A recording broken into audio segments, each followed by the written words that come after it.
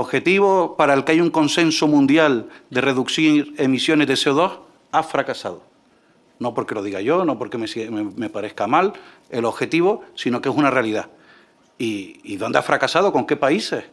¿Y qué consecuencias ha tenido ese fracaso? Es decir, porque hay algunos que siguen creciendo industrialmente.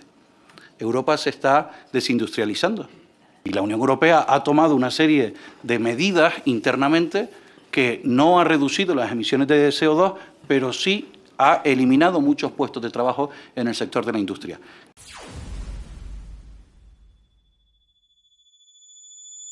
Avanzar hacia una sostenibilidad que contemple el bienestar de los trabajadores y también acompaña la transición verde y digital que marca la senda del Objetivo 2030. Parece que no hay ninguna reflexión sobre un fin que puede ser loable, pero sobre las consecuencias que ha tenido.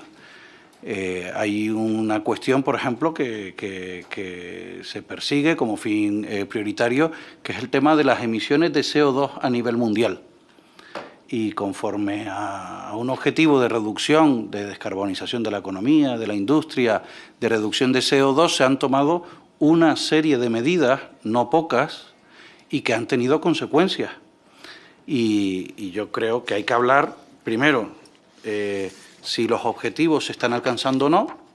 He traído aquí una gráfica en donde se pone, aparece claramente, o se puede ver claramente cómo evolucionan las emisiones de CO2 a nivel mundial.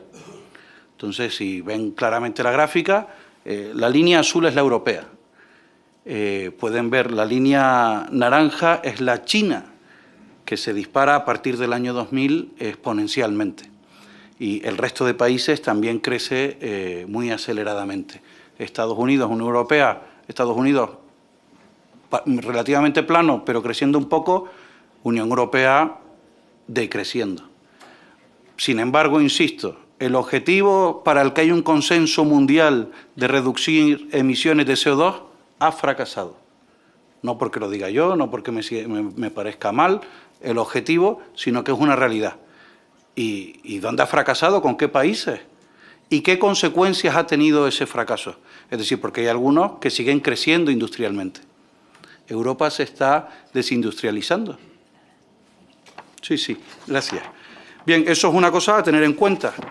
Y con respecto a quiénes emiten el CO2, pues este es otro gráfico.